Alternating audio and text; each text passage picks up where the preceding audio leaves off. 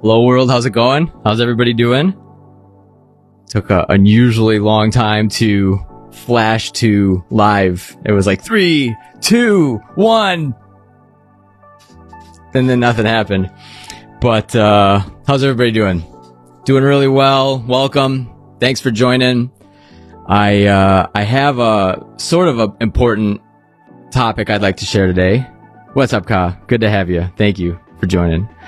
And that is happiness. Today I want to talk about happiness.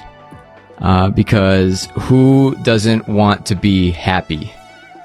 It's great to have you, Ka. And I think that's really there's only like a matter of a handful of things that we all really want in life. And it is, I believe, to know and be known, to love and be loved, to be accepted for who we are, and essentially to be happy. Yet we are the highest consumers of antidepressants in the whole world, and it's not even close here in the United States. Why is that? Obviously, we're not happy. And so what I want to talk about today is diagnosing different things that you can do to be happy, essentially. Because at the end of the day, that's really what we want. I mean, I've met a few people that I'm pretty sure would just love to be miserable. You know, that was like their zone, that was like their place. But most of us just want to be happy. And there's actually a way to do that, and there's ways to not do that. And so the thing that I want to talk about today is fixing your focus. Being happy by choosing your focus and what you pay attention to intentionally. Because there was a lot of dilemma or discrepancy or, I don't know, disagreement about the opening of the Olympics this in 2024 here. Everybody had an opinion and everybody was up in arms about it, this and that, whatever. And if you are consumed by something negative that's happening in the world around you, and that's all you're thinking about over and over and over, what do you think that's going to do to your emotional well-being? Like, if you want to hear something really crazy, there are studies that have been done that show how you think about something. Like, for example, digestion. How you think about what the food is that you're eating changes the way your body metabolizes it. Like, this is one of the craziest things I've ever heard in my entire life. Another example was they had a bunch of housekeepers at this hotel chain. And the one group of housekeepers, they just do their normal routine, and they monitored how many calories they burned and how much weight they lost. The other group, they said, we have just discovered that housekeeping is actually a very excellent form of fitness. It's actually shown to contribute greatly to your well-being, your physical health. We actually think through this experiment that you should be able to lose weight and be fitter and healthier at the end of our study. And what do you think happened? The housekeepers in this hotel chain, because they believed that what they were doing was benefiting them physically, they all lost weight. Like, they lost weight 5-1. Like, it was crazy because their mindset had them telling themselves, my work is meaningful to my physical fitness, my physical well-being, my health. And because I'm doing this work, I should actually lose weight. And they actually ended up losing weight. But the control group that wasn't told those same things just did their job as usual, and there was no weight change whatsoever, and there's no physical well-being or wellness demonstrated whatsoever. It's because they were thinking, while they were doing the same thing that they always did, this is helpful to me, this is making me physically fit, this is actually helping me lose weight. That mindset changed their behaviors, it changed the total outcome of their life. Like, they're both doing the same things. You guys understand that? And like, going back to the other study, it was in the same book. I can't remember the book. I wish I could. But what they did is they had 3 groups of people. One was the control group. The other group, they gave everybody drank the same thing.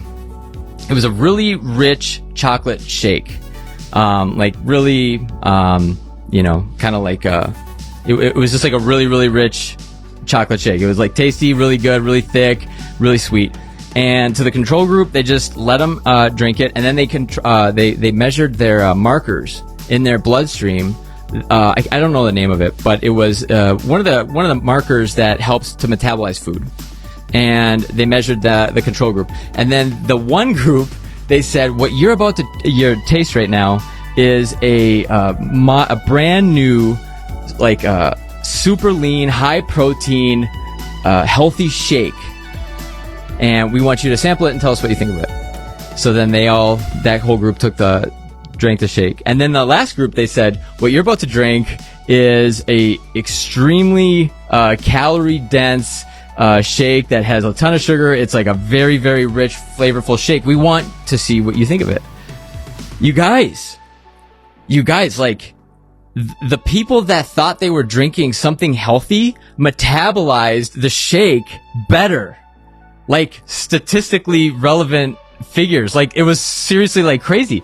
Like, how you think about something changes the way even your body processes food. Like, that's crazy, right? And then the people's like, it wasn't insulin, it was another byproduct of that. The people that thought that it was super sweet and super rich and stuff like that, their markers went way up, and or way down. The group that thought they were drinking something like that was healthy, their markers went way up to help metabolize the shake better and more efficiently in their bodies. And then the control group was right in the middle, right? And so anyway, what does all this mean? If how we look at something can change our literal physiology, how our bodies metabolize food, how our bodies burn calories, what do you think it does for what we think about on a daily basis? Right? How we look at something is so much more important than the thing we're looking at. Okay, I'll say it again. How we look at something is so much more important than the thing we're looking at. Because your interpretation of the same event can have wildly different results. And it is absolutely incredible, the brain that God gave us. He gave us this filter. It's called a brain, where we get to receive signals that come in through our eyes and our ears and our senses. And we get to choose how we interpret those signals, right? And so I started off really nerdy. I started off with some like science experiments talking about how we look at things can change the way we metabolize food, how we look at things can change the way our bodies burn calories, right? But like, if you really zoom into the big picture, it's absolutely incredible what this does to our overall well-being. And I'm talking about when life happens. I'm talking about when things are really hard. I'm talking about when things don't go your way. I'm talking about when you just have confusion. How you look at that event is going to radically change your whole emotional and physical and mental well-being, for the better or for the worse. Because if you think of something like, and some bitterness comes in, if you look at a situation and you say, this guy screwed me over, or this guy's a jerk, or she did this to me, I can't believe she did it, and that's all you focus on, you become what you behold. That's one of my favorite quotes of all time. And like, you get to choose what you focus on in every single situation, in every single moment of your life. And it's one of the greatest gifts we have as humans, is what we choose to focus on and what we choose to like think about every single day. And if things are not going well for you, if maybe you're down, or you've had like you're struggling with mental health or depression, or just anxiety, or just feelings of rejection or negativity of any kind, a lot of times it goes back to how you're looking at life. Specifically, how you're looking at life. Because again, how you look at something is far more important than that thing you're looking at. Another way to say it, things that have happened to you are nowhere near as important as how you think and how you remember those things that happened to you. Because I've shared this example before, but if you're abused, or if you go through a really traumatic event as a child, and you look at that event as saying to yourself, I'm the problem, Like, it was my fault. It was because of me that happened. And you carry around that shame your whole life. What do you think that's going to do to you? What do you think that's going to do to your emotional and physical and mental and spiritual well-being? It's going to drag you down. It's going to make you depressed. But if you can separate yourself from that situation and say, I'm not what happened to me. Like, it was that person's problem that they did those things to me. Like, I'm not that person. It sucked. It was terrible. It was a bad thing that happened. But, like, that doesn't define me. Night and day difference of outcomes, right? And so the whole thing, I started talking about the Olympics with the whole, like, mockery of the Last Supper or whatever, and everybody was up in arms about it and stuff like that. But I posted a video of a worship session in France. You know, like, that was I don't know if it was going on at the exact same time or what. I think it was done earlier, but what you're looking at is going to determine your level of happiness, your level of, like, well-being in life. And the reason that I do these, the whole point of me getting on here and just risking looking like an idiot or saying something dumb or looking dumb or whatever, is because I just want to help in ways that I have found that have helped me. I just want to share those things. The things that have helped in my life, I want to share those with others. And I think it's important for all of us to do that. Because check this out. You, right now, where you sit or stand, wherever you are, whatever you're doing, have so many unique experiences, unique life lessons, unique perspective on life to offer the world that could help so many people. Don't keep it to yourself. Like, if there's one thing I could really share just so strongly in today's message, it's take the experiences that you've had in life and give them away. Like a simple example of this is Google reviews. Like, if you have a terrible experience somewhere, for goodness sakes, put it as a warning for the rest of the people to watch out. And the opposite's also true. If you have a great experience, like, don't we all, like, when we see a great movie, we talk about it to all our friends. Oh, you need to go see this movie, We need to start doing that with life. The good, the bad, everything in between, because we all have so much value. I had a comment on my YouTube channel, I think it was this week, and just so honest. I just appreciated the guy so much. He said, I've struggled my whole life with a low value of myself, with a low estimation of myself. And, like, I'm just now coming out of it. He's reading encouraging books, reading positive content, exposing himself to those positive inputs. And I was like, that's so awesome that you're not only vulnerable enough to share that, but that he's aware, because guess what? Every single thing that you have gone through that's been difficult or hard or challenging is going to help somebody else going through that same thing. And so rather than, and that goes for us too, if we're going through a really hard and challenging and difficult situation, we don't need to invent the wheel, recreate the wheel. Like, we can go to people who have gone before us, who have gone through really difficult things, and learn from them and get perspective from them. Because I guess the whole message here is that, like, kind of we're all a part of each other. Essentially, that's the way God designed it. We're all supposed to be not independent, not codependent, but interdependent. And when we're all, what does Denzel Washington say? I don't know who originally coined it, but each one teach one, each one reach one. And can you imagine a world where each one of us took the experiences of our life, the situations that we've gone through, the pain that we've suffered, and then transformed it into help to somebody else going through that same thing? Like, I think that would be a beautiful thing. And I think that's the way God designed it. God intended it to be. And so I just want to encourage you. Your story is so unique. What you've gone through in your life is so, nobody else has gone through that exact experience. And so what you carry is your own story. And the story you tell yourself about your story is going to be one of the greatest things that define you as a human being that you have control over. Like, maybe the greatest thing, because it's essentially what you believe about yourself.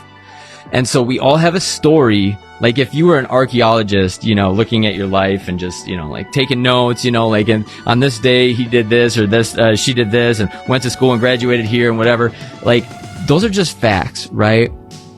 How boring of a movie would that be if it was just like an archaeological discovery of your life? Like those are just facts. That's not even that's just data. But when you go through those experiences, when you go through those situations and you experience moments and you experience emotions, they shape you. They transform you for better or for worse. And my point here is saying how you look at something, how you look at these experiences in your life, how you look at these situations determines what kind of emotions you feel, essentially defining what kind of impact those emotions and experiences have on your life. Are they making you better, or are they making you worse? Are they making you happier? Are they making you more depressed, more bitter?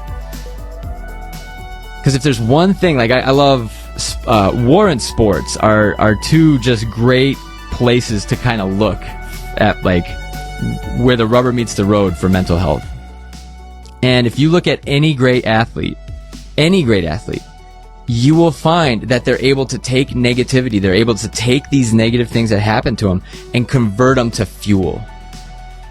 And I tell you what, my friend, if you can take the negative things in your life, the negative things that happen to you, and find a way to convert them into something that's going to benefit you and propel you forward, you'll be unstoppable. You'll be unstoppable. But on the other hand, if you don't do that and you allow these negative things and experiences that happen to you to become your story, to become your identity, there's nothing that can help you, right? So this way that we look at things that happen to us is absolutely foundational for a happy life. And I started out by saying, like, who doesn't want to be happy? Like, we all kind of want the same things, you know? And so anyway, today's going to be a short one.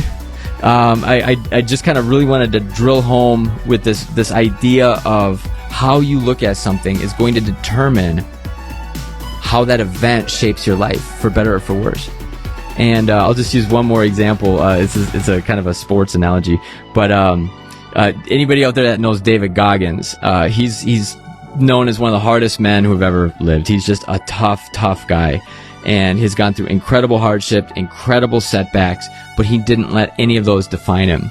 And I just found out recently that what he does is he goes through his Facebook or his social media accounts and records himself reading the haters' comments, right? He records himself reading the haters' comments. And then when he's working out, he plays it to himself. He listens to those comments and it just propels him forward. It drives him forward. And I thought that was the funniest thing I've ever heard, ever. Like, that is so funny, but that is the extreme. That goes to show, like, what are you doing with the material, the raw material that God's given you in your life? Because if you're allowing the negative, the stones that people throw at you to just accumulate around you and bury you, that's not going to be a super happy existence. That's going to be a hard life. But if you use those stones that other people are throwing at you, or even that you're throwing at yourself, because listen, like, you can be just as harsh or worse on yourself and your self-talk than other people will be to you, right? If you can take those negative things and learn to build with them, learn to convert them into something that's going to be beneficial and helpful to your life, it's going to make all the difference. All the difference. And so that's the main thing. And then the last thing I wanted to share with you is, at the end of the day, I've said this maybe in every single episode, it's like 10 out of 10 of us aren't making it out of here alive, right? And so, like, there is this profound, eternal question that all of us are dealing with on a day-to-day basis, whether we realize it or not. And it usually doesn't crop up until something terrible happens to somebody that we love or somebody that we know. I mean, geez, we don't even have to know them. I mean, I'll never forget the day, I don't know if you guys know the band Linkin Park. I'll never forget the day I found out that Chester Bennington, the lead singer from Linkin Park, died. Killed himself. That was one of the worst days of my life. You don't even have to know somebody to be deeply affected by somebody else's death. And we need to sit with that and realize that underneath all of the craziness of life, there's this underlying uncertainty of, when's my time going to come? Am I next? Is somebody I love, am I going to lose them? Somebody gets a diagnosis, somebody goes through, a terrible car accident, whatever it is. It's like that kind of comes up to the surface, and then all of a sudden time, it just kind of goes away again, but it never goes away fully. It's always there. And so I encourage every single person to get right with God. I believe we all have an eternal spirit. We're all made in the image of God. You have more power and value than you could ever know, you could ever possibly know. And you're created for a purpose. And that purpose, who said it? I think it was Henry David Thoreau. He said, the two greatest days of a man's life are the day he is born and the day he finds out why. And so when you can find your purpose, hey, what's going on, Alex? Great to have you. Great to have you. I saw some ink you did, man. That was so good. So good. Thanks for joining. I appreciate it. And if you can find your purpose, that's going to help you so much, because life's hard. We're all going to go through struggles. We're all going to go through difficult circumstances. I joke that the only people that without problems are in a cemetery. And it's true. And that's the duality of life, is that because we're alive, we have this mortality that we're facing every single day, but we also get to experience this beautiful thing called life every day. And so the number one thing that I can recommend for anybody that wants to be happy, in addition to changing your focus, and in addition to minding your thoughts, in addition to choosing your inputs and choosing your friends wisely, is going to be to have a relationship with God. Number one greatest thing I've ever done in my entire life. Not even close. By far. My life was on a downward trajectory for a very long time. And I was just being consumed with selfishness and just addiction, and just my relationships were in shambles, until the day I cried out to God and I said, okay, I don't know you, but I'm sorry. Let's try it your way. And I don't know if that's a time for you right now. I would totally recommend you do it. I do it multiple times a day. I have to do like a hard reset. When you were playing video games when you were little, and like you just have to reset the game because it freezes or you're about to lose. I do these little prayers with God, just like, God, I screwed up so bad. Like, could you forgive me? Please, could we just start over? I got to do that multiple times a day. But I tell you what, if you've never done it before, today is probably going to be the greatest day of your life. Probably going to be the greatest day of your life. Because that moment when you connect yourself with God and you connect to the one who created you, there's nothing like it on earth. And if you really want to be happy, that's the number one step. And if you've never done that before, you just pray like I just did. You just ask God to forgive you. You ask God into your life. You just say, hey, let's do it your way. Like, I surrender, And then I believe Jesus died for my sins. Because somebody's got to pay the penalty. Our sin separates us from God. And it's that separation that we feel when we lose a loved one. That pain, that loss that we experience when we lose like a loved one. They're just not there anymore. There's that separation. That's the same thing that happens to us with our relationship with God. Like, our relationship with God is supposed to be living and vibrant. And when we are kind of going off on our own way, like that, there's separation that exists. There's a chasm that's created. And I tell you what, like, Jesus is the one that bridged that chasm. And I don't normally talk like this all the time on this podcast, but I just kind of feel led to do it today. True story, I was actually watching an Instagram video of a stormtrooper who went to this church in Los Angeles, and there was an altar call to come down to accept Jesus into your heart, and he showed up in his full stormtrooper outfit, and it was the funniest picture I've ever seen in my life. And I actually tried to post it on Facebook earlier. It didn't go. It was on my Instagram, but anyway.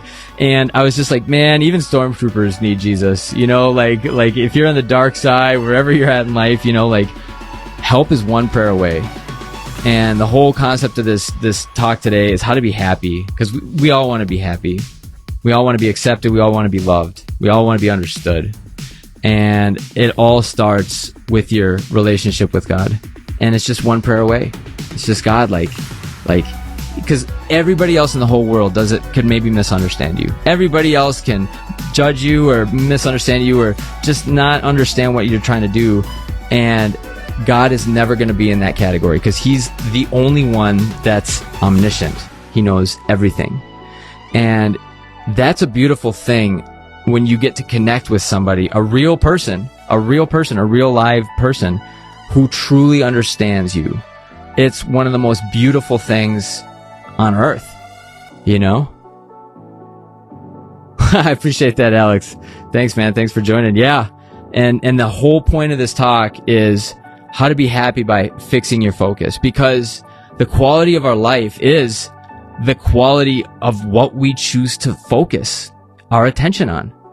Because like there's an energy that's created like when you look at something, like you know that feeling when you can just feel somebody's looking at you? That's literally photons like impacting that other person. Like it's amazing what it's an incredible study. Our focus has real implications, and in terms of our happiness and our well-being and our overall mental health, like it's everything. Because like you could just win a gold medal, but you could have one hater that's just been giving you grief your whole life, and you focus on that hater, it takes all the joy out of that experience. And every single day of our life, we get to make that choice of what we're focusing on, what voices we're paying attention to. Are we paying attention to the news? Are we paying attention to like just because like, again, if it's the news, if it bleeds, it leads. It's not called the good news, right? It's just called the news. And so if we just focus on the negative stuff that's being blasted on billboards and on news broadcasts, and if we allow that to consume our life, how happy do you think you're going to be with that? You know? And so, I mean, for goodness sakes, if news is your passion and you come alive watching the news, like all the power to you. That's not most of us. And so the point is, choose what you focus on. Choose what you're going to pay attention to moment by moment, day by day in life. Like, it's not a one and done thing. I wish it was so much. And going back to what I was talking about in the spiritual sense, paying attention to God and his place in your life. Because like we find whatever we're looking for. We have this innate ability to find whatever it is we're looking for. If you're looking for a way to be offended today, I promise you'll find it. You'll find it under every single rock. But if you're finding a way to serve and to be grateful, you will find that too. And so choose today and every moment of every day. It's like a muscle. This choice of what we focus on is truly like a muscle. And let me see your message here. And so you gotta do the reps. Like that's the only way you're gonna get strong. Let me read your message here. Oh yeah. Well, I'll tell you what, man. Yeah, no, I feel that. I really feel that. Alex says, my problem is never being satisfied with the things that make me happy. When things are great, which they always are, I'm always thinking I need to be happier, and find that I can, but it involves putting more on my plate, which means more irons in the fire, success stuff. Right. No, it's like a cycle.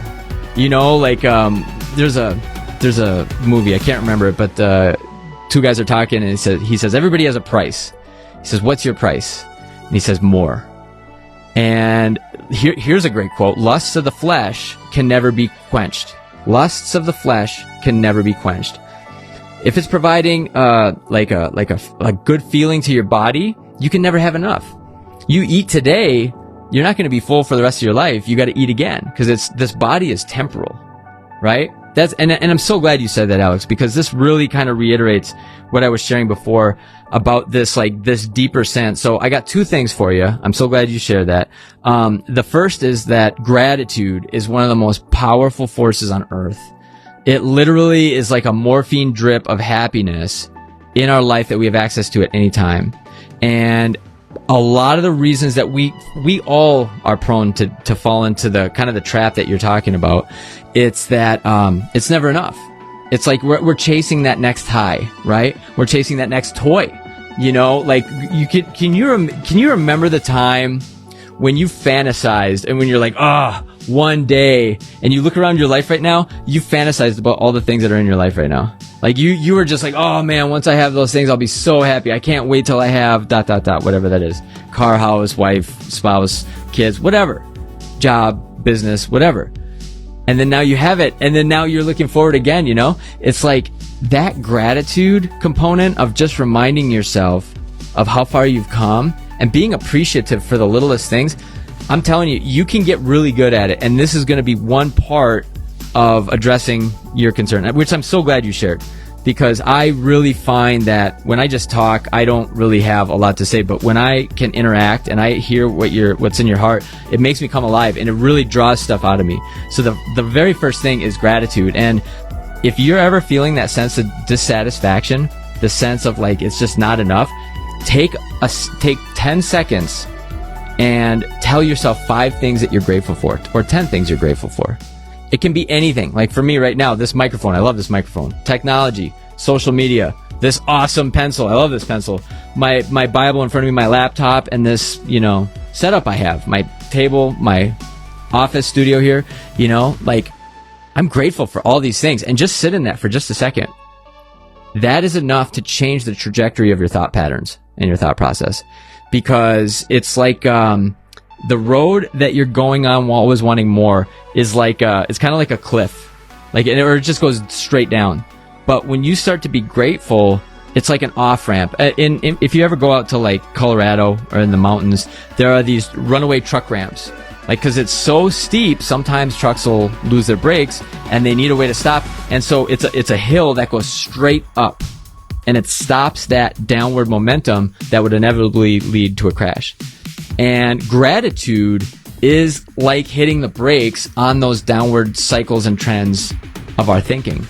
And so I'm so glad you shared that, because gratitude is one of the simplest, easiest, not to mention cheapest ways to really pull ourselves out of this never-ending cycle of wanting more. And just, I tell you what, if you ever want to try something, go on a fast. Just go without eating for a day, 2 days, whatever. I've gone on really long fasts. That first, I'll tell you, I went on a really, really long fast one time.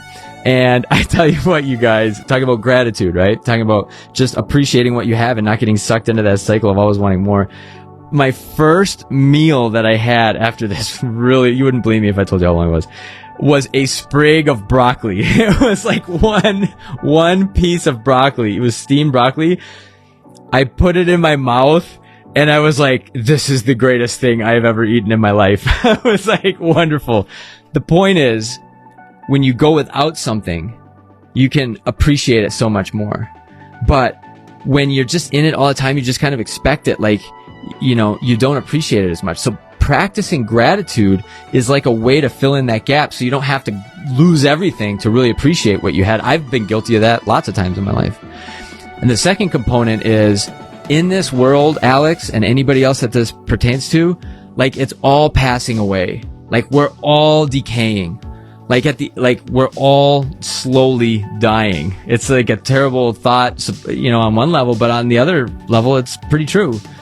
And if you are trying to find fulfillment and happiness in a world that is constantly decaying and decomposing, it's a no-win situation. It's never going to happen. And that's why you need to invest in something eternal, something that's going to last forever. And because that's never decaying, that's never going away whatsoever. And so part of the thing that drives us to always want more and more and more and more and more is because we're constantly chasing this high of this experience. And it's actually a chemical reaction in your brain with dopamine and serotonin and neurotransmitters and all that good stuff.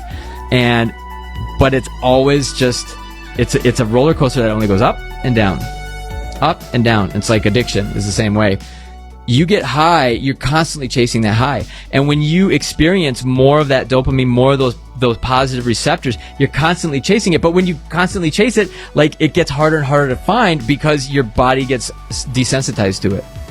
And so my second part of my answer to your question, Alex, or kind of what you're dealing with right now, is to get settled in your soul the things that are eternal, and to not get caught up in the physical, because everything you can touch and taste and feel and experience right now is passing away. And if we're constantly trying to be fulfilled in a world that is like decaying all the time, it's like trying to like hold on to sand as it slips through your fingers.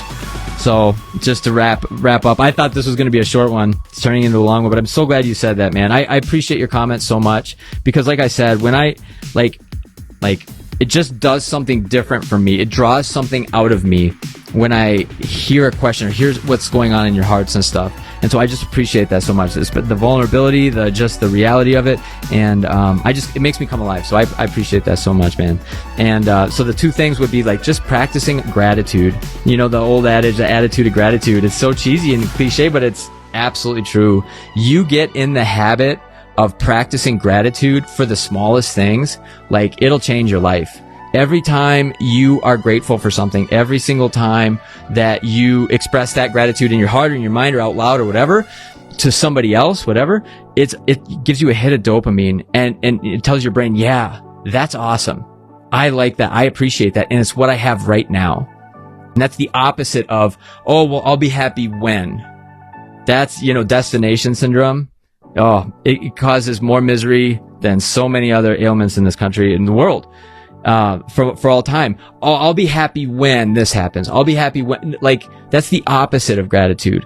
Gratitude is taking something that you have possession of right now in this moment. Like you guys watching, and Alex, your comment, I'm grateful. I have that right now. I'm not chasing it. It's not going away. I'm just taking this moment and I'm saying I appreciate that. I'm so grateful for that. And this moment, this breath, every single moment of our life is a gift. And, if we can just appreciate that, and it's so hard to do, it's so easy to get on here and, talk for a couple minutes and say oh, we just got to be grateful and stuff like that. And then life happens, right? You're going to have to remind me of this on my worst days, when things aren't going well, well, what are you grateful for? Shut up, go away. It's something that we got to practice. And, I'm by no means, a pro at it whatsoever, but I do recognize the tremendous power and weight that it carries in my own life, and how it's like a wave that carries me to just peace and contentment and ultimately happiness and satisfaction in life. There's that old song, can't get no satisfaction. That's so many people. And, it doesn't have to be us. And Alex, thank you so much, man. I wish I was like this all the time. I am most of the time, but no, and it all goes back to that spiritual question that I shared earlier. When I asked God to come into my life and help me out, it was the beginning of this positivity and energy that you speak of. Because before that, I didn't have it. I was like a dead battery. And that's what a lot of people are like right now, is dead batteries. And that's all it takes is one charge, one connection to your creator, and jump started, and it's a totally different life. It's a totally different game. And so I hope I answered your question. Yeah. So it absolutely is easier to give advice than to take it. And what Mother Teresa said, she said, we would do well to live the advice that we give to others. That's all we got to do sometimes, is just take the advice. And actually, here's a little kind of freebie that I didn't think I was, think of until just now, is, if you ever want to if you can learn to step outside of yourself and treat yourself like somebody you actually care about, it'll change your whole life. Because so many times, oh man, maybe I'll post this video tomorrow maybe or something, but it's on emotional self-care. And he tells this story of this woman who was so in love with this guy that she was just enthralled and enamored. Everything was awesome. And then he broke up with her. And then she goes to meet with her friend the next day, just in tears, disheveled and just distraught, and shares the story. And her friend says, well, what do you expect? You're kind of heavy, you're a little overweight, you don't take care of yourself, you're not that fun to be around, and it's like, what would you think of that kind of friend, right? What a horrible, horrible, horrible person. Yet, how often do we talk to ourselves like that? So if you can learn to talk to yourself and to give yourself advice that you would give to somebody, and talk to somebody that you really care about and that you really love, that will do a world of good for your mental state, your emotional well-being, your overall happiness in life. And yeah, most of the time, the advice that we give to others is the absolute advice that we need for ourselves as well. So anyway, I'm going to wrap this up, land this bird. Alex, just to be totally honest, you were the highlight of this video for me. Cause when I'm just talking, just unprompted and stuff like that, it doesn't bring out what I think maybe might be a gift that God has given to me inside. But when somebody asks something like that, I'm like, hug yourself. Yeah, absolutely. Although, might not want to do the hug yourself in public, because you might ended up getting put in one of those jackets where you're forced to hug yourself all the time. But no, I just love just dealing with the real problems and the real situations and the realities of life, and just sharing things that have helped me. And hey, here's a novel idea, guys. Like, if I'm sharing something, like Alex, you had shared, dude, likewise, man, absolutely likewise. And if I'm sharing something and like addressing something that somebody says, and you have something that's worked for you better, like how cool would it be if like we all came together to like collaborate on like these like problems? Cause like, I tell you what, I got a certain toolbox that's helped me, and I share those same things, but you have a different toolbox, a lot of the same tools, but you might have that specialty tool that's specific to you that might help somebody else, whereas the things that I'm sharing might not connect with them so much. So like, that kind of goes full circle back to what I was talking about before, is just like, man, if we would all just use our experiences and our life and our moments, and just the things that we've learned to help other people, holy cow, like it would just be absolutely incredible. Don't waste your pain. Don't waste your struggles. Don't waste the things that you're dealing with. Like, learn how to overcome them and then teach somebody else. And like, yeah, if we all did that, it'd be an absolutely incredible thing. And absolutely, again, appreciate your friendship too, brother. Appreciate you guys watching. It means the world to me, because guys, your time is the most valuable thing you possess, and it's not even close. Like, it's not even close. If I said you can choose between $1 billion but then you got to die tomorrow, would you take that? It's like, no way. Your day, your moment that you have, that you're alive, is worth way more than $1 billion. And sometimes it's hard to see, because the cares and worries of life kind of tend to suck it out of us, right? And so that's kind of the trick. It's kind of what I'm talking about. Practicing fixing your focus on things that are going to lead you toward better things, better life, happiness. And but it's a muscle. It's just something we got. I need to start getting tattoos like right on my arms here, because it's just so easy to forget. So anyway, on that note, you guys, thank you so much for watching. I appreciate you guys so much. Can't thank you enough for when you share comments, when you check in, when you just say hello, when you share something you're struggling with. That's why I do this. It's definitely not to hear myself talk. I don't even like the sound of my own voice, right? And so like, but when I feel that like I could possibly contribute in a positive way to somebody, like it really makes me come alive, and it really makes me grateful. So practice gratitude. Focus on things that are going to be eternal, the long term. Don't focus on the things that are just going to eventually let you down. And just try to remember it moment by moment. Thanks for watching. God bless you guys. Talk to you later. Bye-bye.